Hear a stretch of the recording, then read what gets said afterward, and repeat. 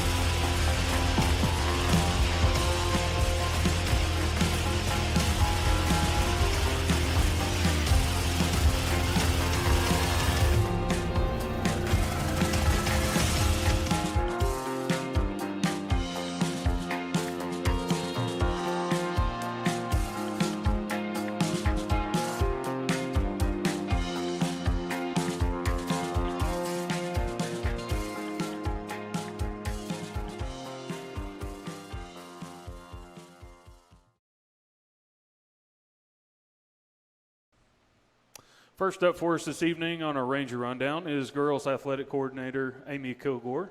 You might recognize her from kind of some preseason action, part of the Ranger Rundown as well. So, Coach, welcome. Thank you. I hope, Coach, you didn't mind that we just had some volleyball highlights. That was a very good game. Yeah, your basketball team hasn't taken the court yet, so Nope. we didn't have any of those to play, but since you're girls coordinator, we thought that was still appropriate. So, well, Coach, you've been here a couple months now, and hopefully you've seen some stuff, and hopefully it's good stuff. So as you prepare for the upcoming season, what are some things that you've noticed that could help Greenwood girls basketball, today and into the future? The girls have been awesome. One of the things that I love is that they really bought into everything we're trying to do. Everything that we throw at them, they are resilient and just keep plugging away. One of the things I would like to do is to make sure we're engaging with our athletes at a younger age, making sure that they've got a ball in their hand, that they have an opportunity to play basketball, that we're opening the doors for them so that they're exposed to that. Engagement with their parents and the community, and knowing that we want to walk alongside their journey as they become a Rangerette. And so development early on is going to be a big key moving forward, right? We want to build a foundation that can, even after I'm long gone, right, that culture is there, that it doesn't have to be explained. People will know what the culture of Greenwood girls basketball is. Okay. Coach, what are your plans to develop the girls basketball program? We're doing a couple of things. So we have our camps like most of the coaches do. But one of the things that we're going to be doing is our Rising Rangerettes. And so we'll start that program up, and we'll work with them for 7 weeks throughout the next 8 weeks, starting, I think the first date is the 4th. I'll have to get the dates for you guys. And they'll come and they'll work with us. And then our first home game against Sands, they will have a halftime show with us. They'll get a shirt, they'll go through it, they'll learn some basic fundamentals, do those things, and start to build a foundation that we hope will lead to long-time love for the game. So how do you envision this helping, the girls basketball program? Well, I think that when I was young, we played everything, and I remember I started in t-ball, soccer, softball, all those things. Basketball was always my sport, and I played volleyball in high school and ran track, and I was in band, so I did all the things when I was younger.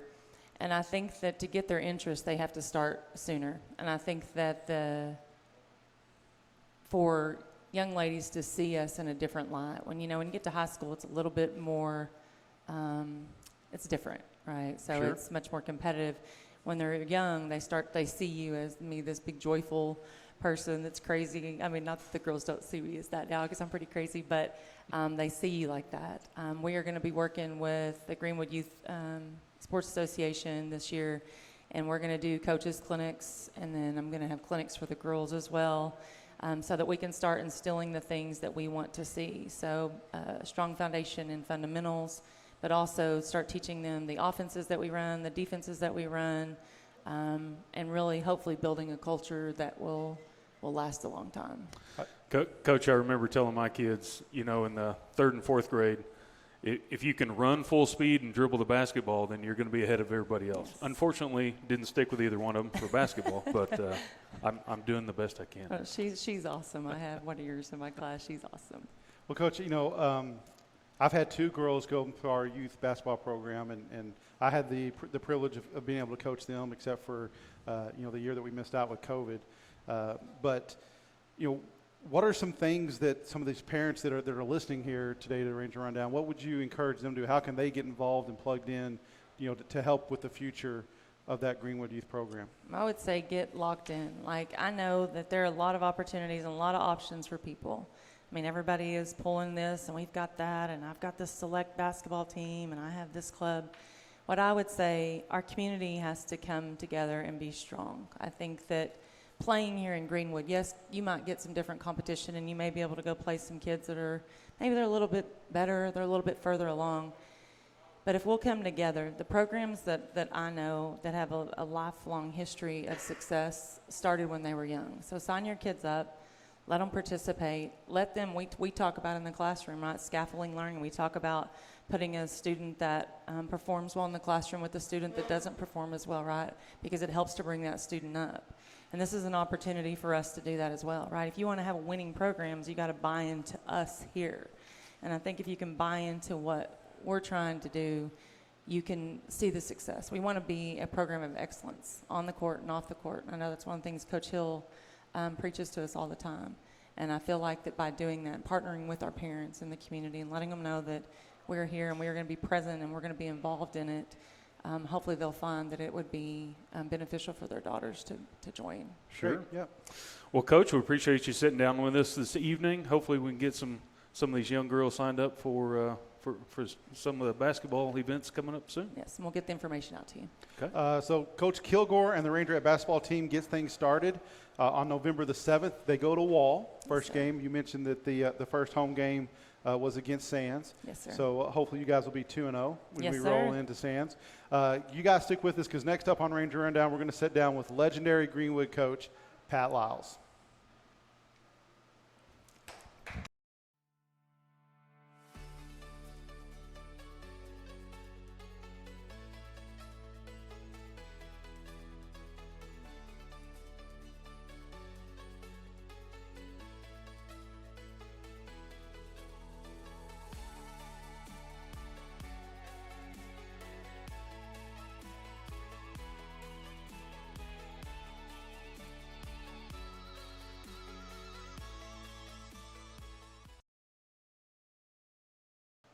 Welcome back. Now we have Coach Lyles. Coach, it's homecoming week, and the theme this year is paying homage to our history. Right. So you've got a little bit of history. Enjoy being able to learn about some of that tonight. Yes, sir, I do. I have a little. I came to Greenwood in, 94.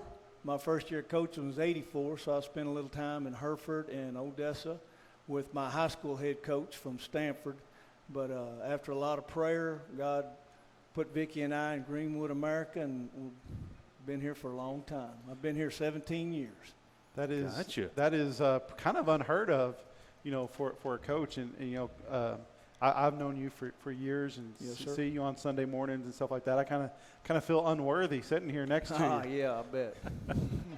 I just want to know, is half the stories your wife says about you true? Absolutely not. They're all true? No, not one of them. All right, Coach. So, I think with you being here for as long as you've had, and I think there's a few instances where you've had, an opportunity to coach, both sets of fathers and sons. I have. Here in Greenwood as they've gone through the program. How rewarding is that for you? Well, I thank the good Lord quite often that He got me out of retirement and back into coaching. That's allowed me to see the fruits of my labor. A lot of coaches move on down the road, and they quit, they go do something else, or they move to another town. And I've truly been blessed to be able to coach those young men of some fathers that I coached long ago, and without a doubt, every one of them are exceptional young men. They have high expectations of themselves, and it's just undescribable to get to do something like that. You'd have to go through that. I'm sorry, but pretty special. Sounds quite rewarding. Yes, sir. Coach, what was it like coaching for the man the field is named after, Coach Bob Purser, and what has he taught you along the way? Well, he's the one who took a chance on me. He didn't know me from a hill of beans, but I'm sure he asked somebody about me. There wasn't many people to ask back then. I was so young, but he took a chance on me. He let me coach as hard as I could coach, as loud as I could coach, and be the guy that I am today. He's the one that started that. He was unique. He could make every kid, every football team he ever coached feel like they were the underdog, that they had something to prove. They had that Rocky mentality about them. They never thought they were better than the other team athletically. They thought they were going to outplay that other team. And so I think, therefore, they never became complacent. And, they always went on that football field with something to prove. And I think that's because he always made them feel that way. Okay. So you kind of mentioned a little bit about that Rocky mentality. And so I moved to Greenwood in 2001. And I got to watch a little bit of that 2002 season. My brother-in-law played in Denver City at that time, and they played Greenwood in a playoff game. And I think his comment was he never hurt so bad in his entire life. And that until after that game, he said that he'd never been hit that hard ever. But take us back to that 2002 season where Greenwood played in the state finals, and talk about that experience and what you remember most about it.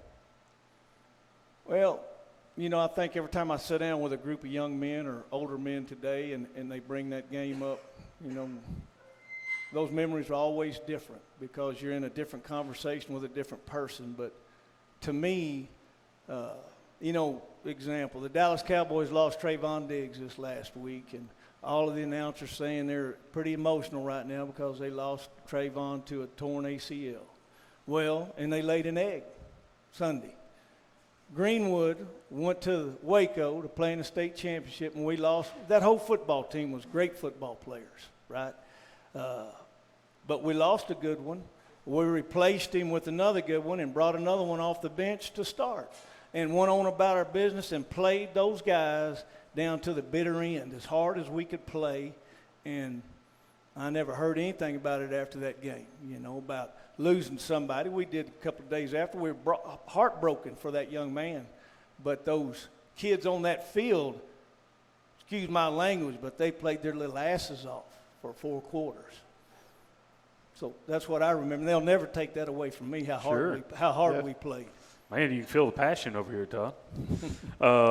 Coach, that 17-year career so far at Greenwood, what's your fondest memory?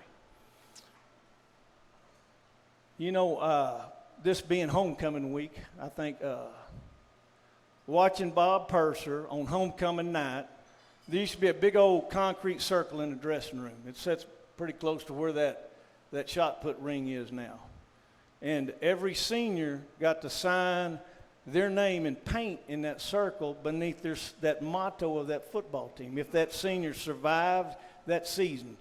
And on homecoming night, Bob Purser would walk around that circle, and he would talk to all the kids in that dressing room, that football team, about certain players on every one of those football teams that made great plays during the year and brought Greenwood to the next level, and then he'd look them in the eye and say, "It's your turn now," and I thought that was pretty special. Sure. Pretty special to listen to a guy that had coached that many teams here and remembered that many names and gave him that mentality, Had something to share for each name. Yes, sir. Huh? It was pretty neat, pretty special to be there.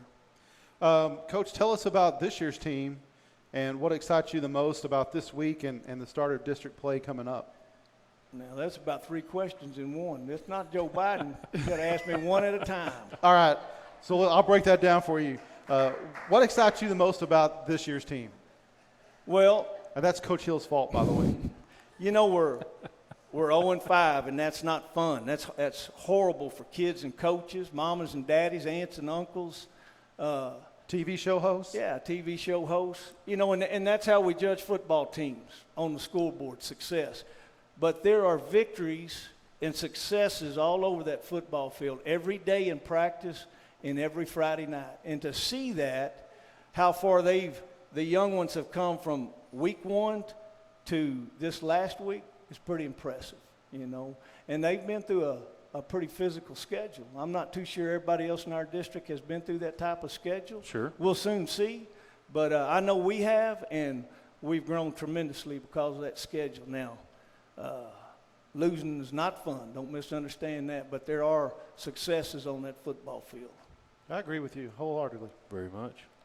Well, Coach, we appreciate you coming in. And now there's another part to that question. Yeah. Oh, you want to keep going? Yeah, we'll keep going.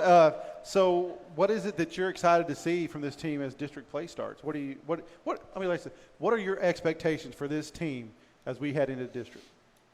Continued growth in wins on the scoreboard, right? We're fixing to be, after Friday night, we're going to be 0-0. We got a fresh start. That's right. And we're battle tested. So I think that's it. You know, you could be complacent and thinking you're pretty stinking good, and you roll in there and you get thumped, and that's not going to be any fun, you know? Sure. So I think we're battle tested. We've got some young men that are busting their tails to get better in practice. So I'm excited to see that. Man, I want to see those successes transfer into a win on that scoreboard. Amen. Sure. Hallelujah. We're right there with you. Yes, sir. You know, you mentioned before Josh, we move on, you mentioned that, you know, you learned from Coach Purser how he had every team thinking they were the underdog.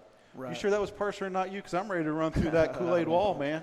I don't know about that, but you know, something else he said to me that helped me along the way was, you know, he said, Pat, there's victories all over that football field. That's why I'm talking about that. He said, on Friday night, win or lose, there's victories all over that football field. Every day in practice, there's victories all over that practice field. Find a way to celebrate them and make that kid want to come back and play harder. So that's been my approach for a long time about football. I think it's a good approach. There it is. Coach, once again, we appreciate you coming to sit down with us, sharing some of your knowledge and wisdom, the passion with folks watching, and hope we'll be right there with you on the sidelines. All right. Thank you for having me. Up next, cross-country runner and varsity round baller Landon Stewart is going to sit down with us for a little Q&A.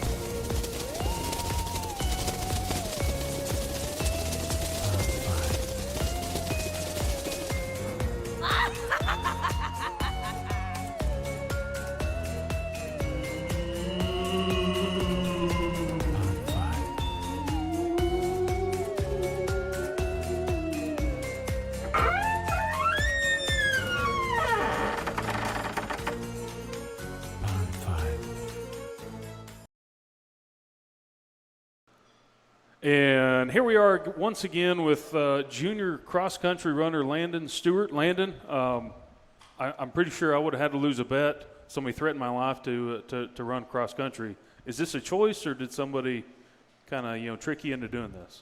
Well, it was a choice. It was just kind of one of those things that, as growing up, I was always really good at running. So it was just kind of one of those things that I just decided to join in 7th grade and found out I was pretty good at it and just never looked back. What are you running from? All right, let's get to the questions that you're ready for. How about that? Yes, sir. All right. So how do you feel the cross-country season's going so far? I feel like it's going really good right now. We've been holding our own against pretty tough competitors throughout the season.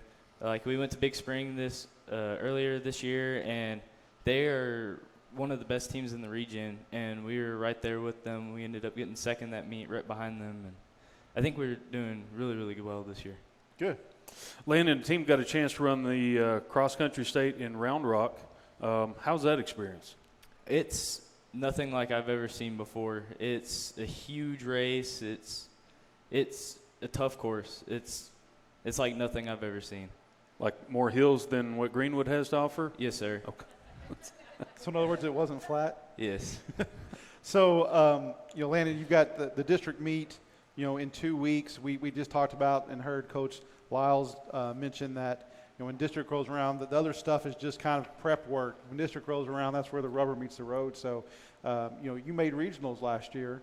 And so what are your expectations, for yourself this year and for your team? Well, this year I'm looking to make it back to regionals individually again. But this year I think we really have a shot at going to win a district championship in cross country. I really think that we have the runners to do it. Okay. How does making it to regionals last year help you in making it to state this year? Well, going to regionals last year really it allowed me to see all the really talented runners that are there, to see what the competition is going to be like this year. So it could help better prepare me to see where times need to be, and just it also helps you prepare for that course. That is one of the hardest courses in the state. Okay. So as one of the leaders on the team, how do you plan on making an impact through your leadership? Well, I really want to be a very good role model to the younger kids on the team, and as well to the middle schoolers. And I just feel like you have to show up every day and give 110%. That way they'll follow in your footsteps. Okay. How do you get the most from boys and girls on the team? Well, the way we do that is we got to be very competitive. Every practice, you turn everything into a race, whether I'm going to beat you on one lap around the track, or I'm going to beat you in our 5-mile run. It's just, you got to make everything competitive. All right, so some rapid fire questions. Are you ready? Yes, sir. All right. Don't have to think too hard about these. You sure you're ready? I think so. Okay, here we go. Favorite food? Pizza. Favorite subject in school? Biology. Oh. Favorite color? Blue. Car or truck? Truck. Favorite type of music? Country. And how often do you watch Ranger Rundown? I watch it every week. That's what I'm talking about. All right, so Coaches are happy about that one. yeah. So am I. Superhero question. You ready? Tomorrow morning you wake up with superpowers. Do you use those superpowers for good, or do you become a supervillain? I think I'd use them for good. Yeah, I think you would too. Such a I think I'm too nice to be the villain. Yeah, way too nice. Everybody I keep talking to wants to be, the superhero. There needs to be more villains in the world. Well, Landon, we appreciate you coming in and talking to us. I think I knew the car or truck question for you, but known you for a couple of years and be rooting you on in cross country this year. Yes, sir. Thank you for Appreciate having me. And basketball, yeah. So that'll be coming up here too, also, right? Basketball's Yes, close. sir. And I'm sure we'll have you on for basketball. Yes, maybe. sir. All right. So Coach Hill's up next. Stay with us. Don't go anywhere. Nice job, buddy.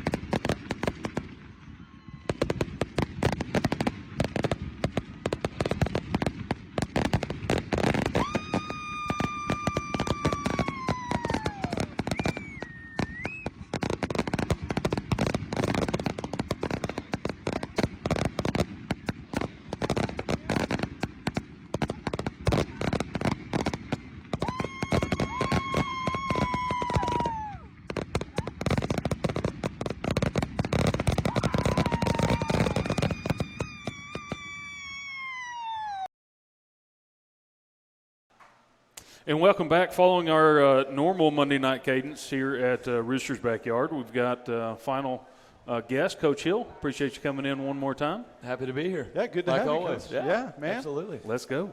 All right, so let's, Coach, let's look at some highlights, and you can give us a little recap of stuff as we were watching them. Let's do it. All right.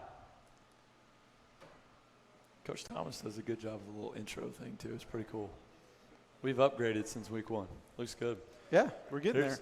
You know, it was not – we mentioned it last week. We changed the way we practice a little bit, tried to get us going early in the first quarter defensively. And you can see, I think it paid off. You know, we played our best football in the first half, especially on defense. There's a great interception by Landon Butts, who takes it up the far sideline. It's just a real headsy play. He was in the right place, read the quarterback, did a really, really good job. And then, you know, number 8, our senior tight end, Tyson Smith, just did a fantastic job blocking all night long. We put in a little trap play where he was blocking the 3 technique. He was kicking out defensive ends all night, was extremely physical. And, you know, I think he played his best game without a doubt. He did a really good job. Here it is again, just puts that defensive lineman on his back. Did a really, really good job behind some hard running. Nathaniel Romero kind of put him in a tough spot, having to step up after an injury. He did a really great job. And then Cade Rowalt, you know, it seems like, you know, if it's not every game, it's 2 or 3 times a game, beats the safety over the middle.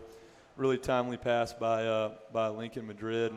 Another screen pass. Nathaniel Romero, you know, he took the reins over from Dylan Dominguez, who got banged up a little bit and just did a great job. Our offensive line blocked well. Angel Carbajal graded out over 90%. And then, you know, our quarterback, it seems like he's found his feet. He's done a really, really good job extending plays, especially on third down, just making things happen with his feet. You know, when something's not there, he extends the play and is able to put us in a good position. And then, you know, defensively, we were able to create some chaos, you know, get them in second and long situations. And, you know, the key to winning third down is winning first and second down, and we did that for the most part. It's a great catch in traffic right there by Dylan Payton. And, you know, our receiving corps played well, especially in the first half on Friday. And, you know, like, you know, to continue on what Coach Lyle said, there were victories all over the field. We just didn't see it on the scoreboard, but we continue to improve, and we're excited for another opportunity. Yes, Yeah, sir.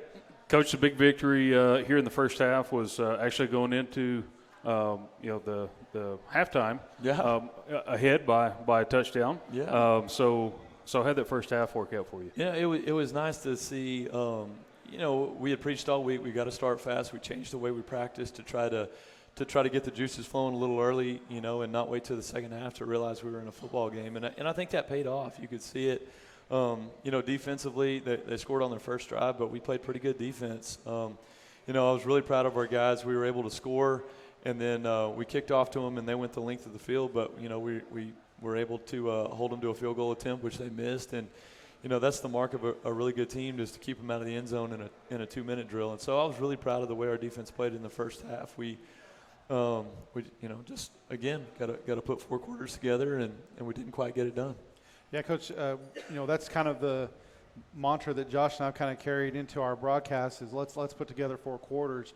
And we were kind of giddy children there at halftime, you know, thinking this was our chance to go 4 quarters together. I think we all were, You're yeah. thinking the same thing. So, you know, from your perspective, Coach, you know, what happened in the second half? What was the difference? Yeah, you know, it's part of the maturity of a team. It's part of that growth. And good teams start well, and good teams know how to finish games, how to put teams away. And so, you know, I think that's just part of the maturation process. You know, we got where we wanted to. We're in a good position at halftime, and there was a lot of excitement in the locker room. Players and coaches, fans, TV show hosts, it sounds like. Yeah. I think everybody was excited. And then, you know, just that part of that maturity, when you get the second half kickoff, you've got to go down and score. You've got to go down and score.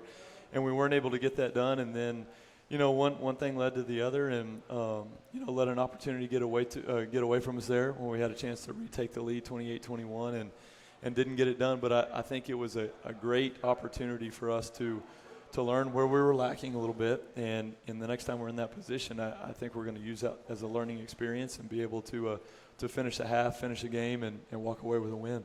Yeah. Coach, kind of building on the learning experience, what are you going to stress this week in practice? Continue putting, you know, to try to put 4 quarters together.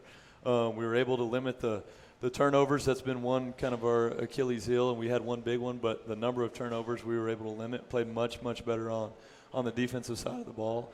Going back to the shallow water game, we gave up a couple of big special teams plays, and we were able to limit that. Dylan Dominguez had a pretty good return on a kickoff, to give us start field position in positive territory. So we're seeing the little victories. We just have to be able to take that momentum and keep it and not give it back. And we did. We gave it back, and it ultimately was the turning point in the game. But we learned from it, and we move on, and excited to take on a talented, especially offensively talented Lakeview team on Friday for homecoming. Okay. So what were some of the positives that you saw against Canyon? Just again taking, we had to reevaluate ourselves as coaches, and so we changed the way we practice, hoping to get a faster start, and we did. So I think that's one positive. Two, at this point in the season, everybody's banged up. It's not just a Greenwood issue; it's everybody in the country. So even some of these teams on Monday Night Football are banged up already, and so while you never want to see a guy miss plays because of an injury, it does present opportunities for other guys to step up. And Nathaniel Romero had been a starter on defense. He had an opportunity to take a lot of reps at running back. Did a fantastic job. Some other guys a little bit banged up. Still missing some guys at linebacker, and Dakota Underhill played exceptionally well. And so it's nice to see that next man up mentality, not making a lot of excuses, just stepping up, answering the call, and for the most part playing really well. Yeah. Coach, first 4 games we've kind of been more of a second half team. Yeah.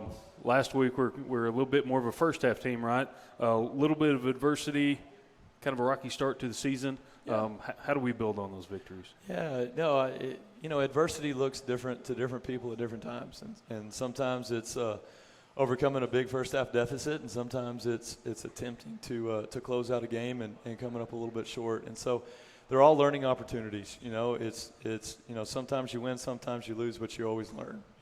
And so I think we're stressing that. And then something that we visited with with our team today is there's 3 seasons. There's the pre-district season, which comes to a close this Friday. There's the district season, and if you play well enough, you get an opportunity, you get an invitation to the 3rd season, the postseason. And so, I had a coach tell me once they don't hand out gold balls in September. And so, of course, you want to be 5-0, you want to be 4-1, you want to have a winning record. We're extremely competitive, and we've got guys, players and coaches that take a lot of pride in their performance, a lot of pride in their work. But the facts are, these first 6 games, we're just learning about ourselves, learning about what kind of team we have, our strengths, our weaknesses, and then the 4 games after that, that's when they really count. And so we're building on these opportunities we've had for growth, and then we're going to put it all out on the field on Friday night, and then see how the next 4 weeks go. Yeah, Coach. I've just been thinking, first 5 games don't really count. Yeah.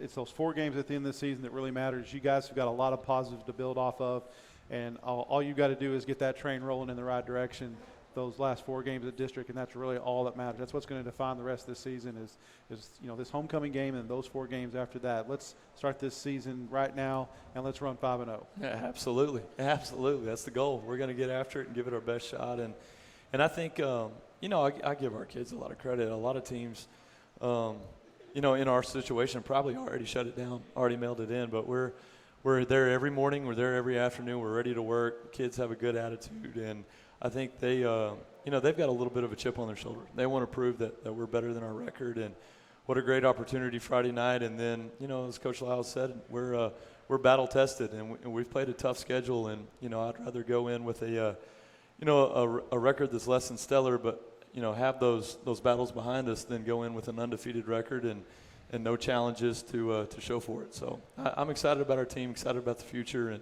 and we're just getting started.